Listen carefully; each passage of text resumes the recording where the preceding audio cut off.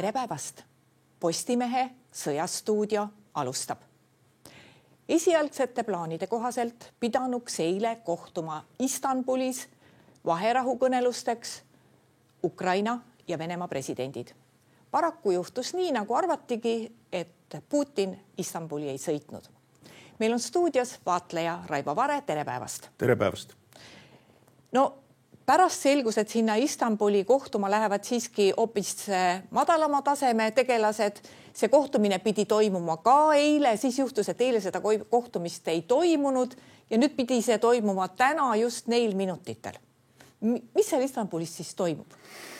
No alustame sellest, kus see Istanbul tekkis. Istanbul tekkis tegelikult Kremli katsest seada diplomaatiline lõks ukrainlastele ja ühtlasi ka Trumpile. Eurooplastele samuti, aga eelkõige ukrainlastele. Ja mängiti seda vana mängu, mille aluseks oli siis Putini korduvalt välja öeldud väide, et aga president Zelenski keelas temaga rääkimise ära. Tegelikult ta serveeris veel seda niimoodi, ja ma räägin Putinist, et nagu oleks keelatud venelastega rääkimist, mitte ainult Putiniga isiklikult. Ja et oli see ainult Zelenski otsus, see oli tegelikult Ukraina julgeolekunõukogu otsus. Ja mitte selline. Alustame sellest. Nüüd selle peale, ja siis see lootus oli, et mina pakun nii-öelda teen žesti, pakun mingid läbirääkimisi ja siis selle peale ukrainlased võtavad positsiooni, et meie Putiniga ei räägi. Ta rääkis, et ta on valmis ise seda tegema, eks ole. See on ju see võti. Ja selle peale Zelenski tegi briljantse käigu, eks ole, mille peale tegelikult pangem tähele ka eurooplased reageerisid ja ka Trump reageeris ja kõik nad ütlesid, et Zelenski ütles, et ta läheb. Ja teised ütlesid siis nii-öelda, et me tuleme appi. Ehk siis, kui asjaga edasi ei minda, sest selle läbirääkimiste eesmärk siit poolt vaadates, olgem ausad, on viivitamatu vaherahu, ehk siis relvategevuse lõppemine. Ja selle kohta oli siis ka ühte, kui ma teist öelda nii eurooplastel, kes oma sõnade järgi ei käi ja ka Trumpil. Ja Trump isegi veel vähe sellest lisas kaalu veel sellele, et tippkohtumisele nii-öelda kahe presidendi vahel, see on siis Putini ja Zelenski vahel, et selle vihjega, et ma olen nagu nii regioonis, ma võin ka tulla.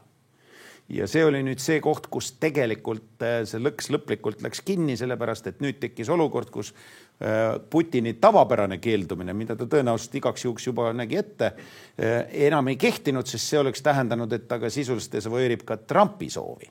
Noh, eurooplaste ähvardustele ta tähelepanu ei pööra, aga sellele küll. Ja siis, nagu me nägime, toimus tükk aega mõttetegevus intensiivne Kremlis.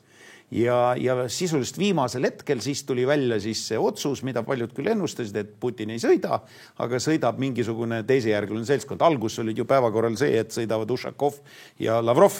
See on siis nii-öelda teine tase.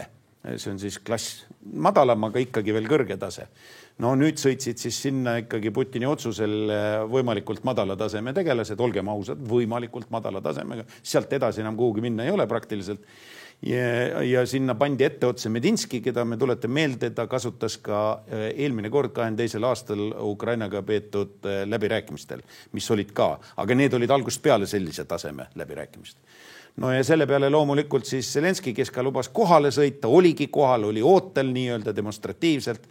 Ei saanud midagi muud teha, kui panna vastu samuti natukene madalama tasemega delegatsiooni, kui oleks muidu olnud, aga siiski kõrgem kui venelastel. Kui päris täpselt vaadata, siis Umerov, kes seda juhib, on tegelikult kaitseminister nii-öelda ja kõik need delegatsiooni liikmed on vahetult seotud ühel või teisel viisil selle sõjategevuse kui sellisega põhimõttest. Nii et tegu on ka spetsialistidega ja seejuures kõrge taseme juhtidega selles vallas. Ja loomulikult Trump sinna ei läinud, kuna Türgis Ankaras toimub, muuseas oldi valmis ka Ankaras seda korraldama, et ainult Istanbulis oldi valmis seal korraldama, siis seal toimub nii-öelda NATO välisministrite kokkusaamine, Rubio ka kohal, kes oli ka valmis ühinema ja nüüd siis takkajärgi Rubio ütles muidugi, et Ameerika ikkagi ootab, et Venemaa siiski viivitamatu vaherahuga läheb edasi.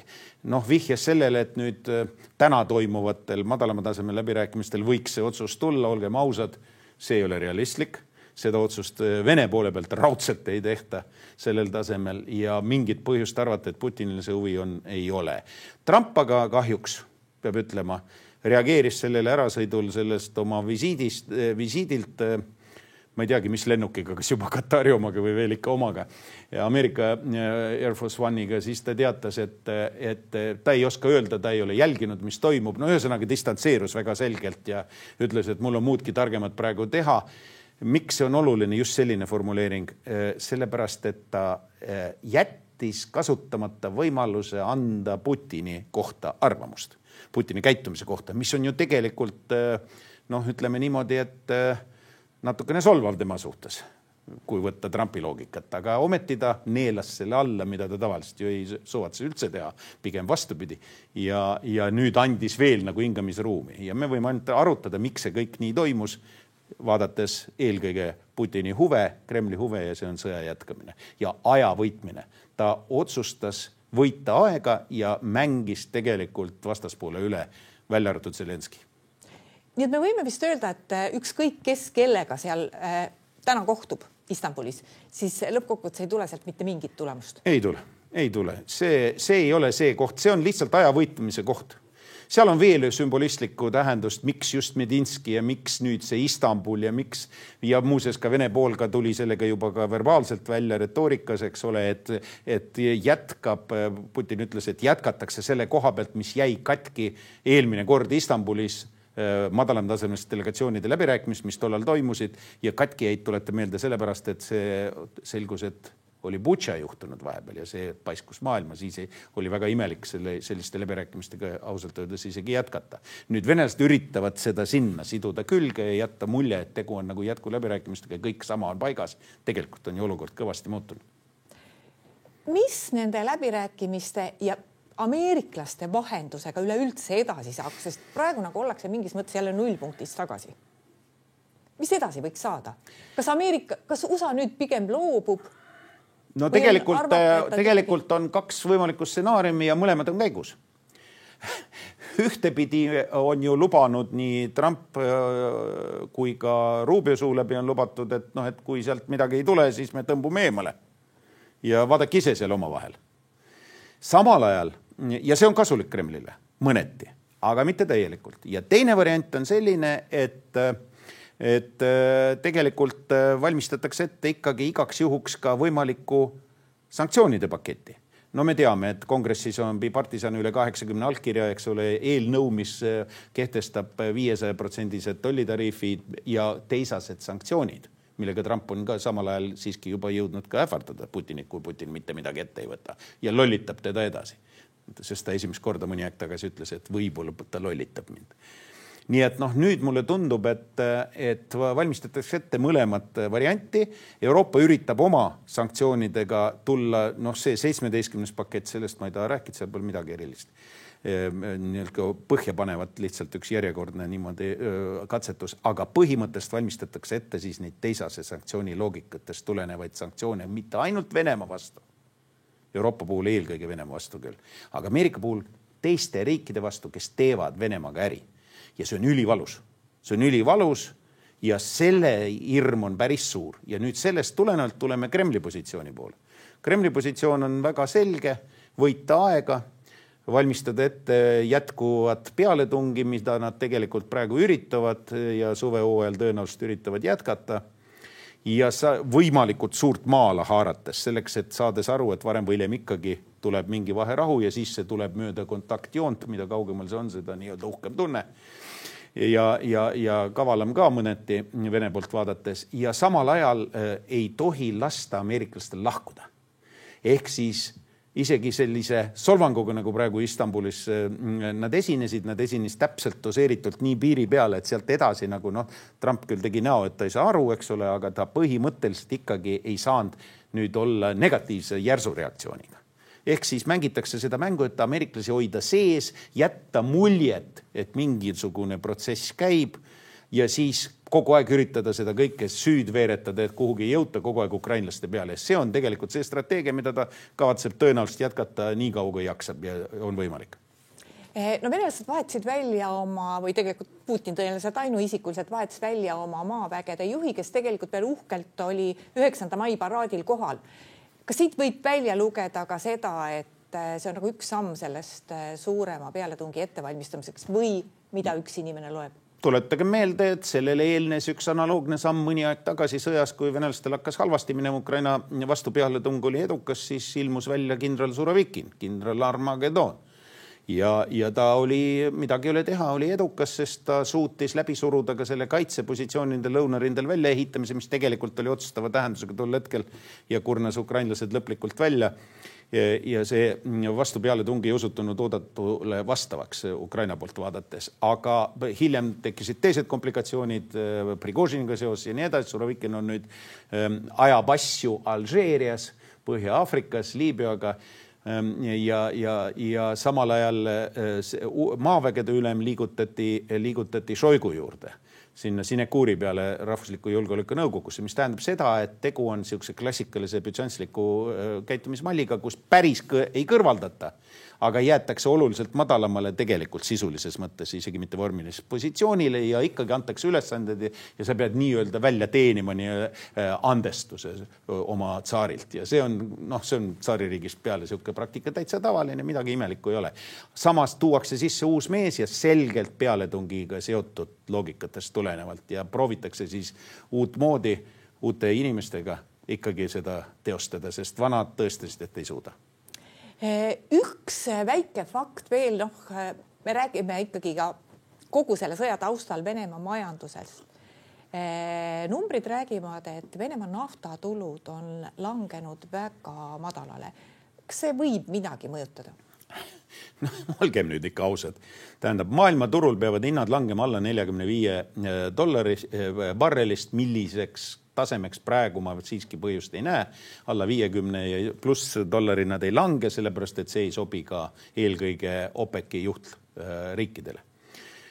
Ja nagu me just äsja nägime, seal käib suur amüseerimine Ameerika Ühendriikide ja eelkõige Araabia naftarikaste riikide vahel ja ütleme niimoodi, et seda ei ole vaja ka Ameerika naftasektorile endale, Gilda naftasektorile, seal on ka nii-öelda põrand juba vastu tulemas.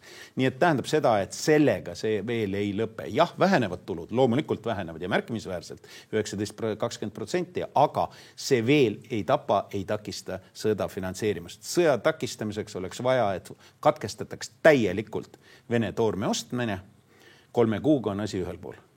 Vot seda ei taha lääs teha, sest Vene toorme tarned on kasulikud väga paljudele ja see grupi huvi takistab seda. Ja poliitiliselt ei ole seda tõttu mitte kunagi ette võetud. Need samad eurooplased arutavad küll totaalse kaubanduse embargo kehtestamist, aga kas või sama gaasiga hea näide. Torugaas lõppes, aga kus me jõudsime selleni, et tegelikult 19% jätkas ikka veel tarneid Euroopasse Venemaa, aga nüüd juba vedelgaasi kulul. Ja muuseas see sama Saksamaa võttis sisse 92% oma gaasist möödunud aastal vedelal kujul Venemaalt, mis oli nii-öelda tuli vedelgaasi kujul. Nii et see annab meile mingist aimu ja Venemaa üldised vedelgaasi tarned kasvasid ka päris märkimisväärselt, seal kuskil 14,7 miljoni tonni pealt 15,3 miljoni tonni peale, olukorras, kus kõik rääkis, kuidas neid piiratakse ja vähendatakse ja nii edasi. No kui me räägime, oleme siin varasemates saadetes rääkinud ka teemal, et kellel seda vaherahu on rohkem vaja, siis enamus meie stuudios käivaid analüütikuid ütlevad, et ühelt poolt on seda mõlemale vaja, aga Ukrainale on seda siiski rohkem vaja. Kas, kui me räägime nüüd sellest, et venelased siiski üritavad enne, kui vaherahu sõlmitakse suuremat pealetungi selleks, et haarata endale uusi territooriume, kui hädas ukrainlased on, kui see tuleb? Et kas ukrainlastelt täna on jõudu vastu panna? Eks see on selline koht, kus on väga raske kõrvalt ja kaugelt 100% kindlusega väita midagi, sellepärast, et see on kinni selles, et näiteks teatud rindelõikudes läbi murrete korral, kuidas käitub, mida saab üldse Ukraina teha või mida teeb Vene pool. Arvestagem sellega, et siin mängib oma rolli näiteks geograafia ja maastik. Ja kui me räägime näiteks avatud stepi pindadest, siis kuidas see nüüd välja kukub, me ei tea. Me räägime sellest, et ukrainlastel on suur ülekaal praegu droonis, välja arvatud siis nendest optilist kaabli otsas rippuvatest. kus on venelased ka edukad olnud, aga ütleme niimoodi, et me ju korra juba nägime, kui vallutati Hersonini, läksid venelased välja sõja alguses, see oli ju sisust 1 päeva üritus.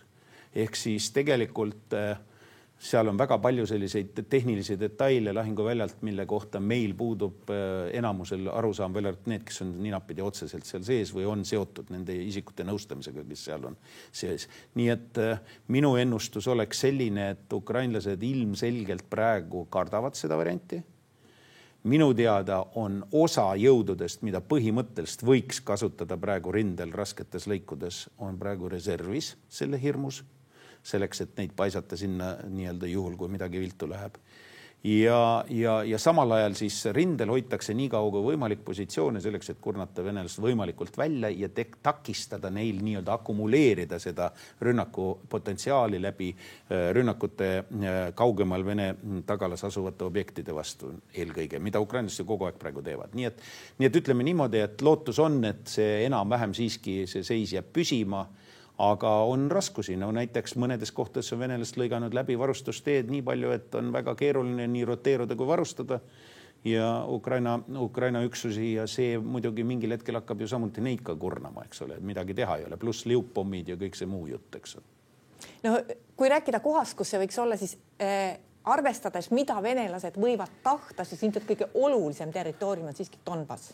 Liikuda seal edasi nii palju, kui nad tahab. Absoluutselt, Dnepropetrovski oblastini välja ja administratiivpiirini välja, see on praegu kõige tähtsam.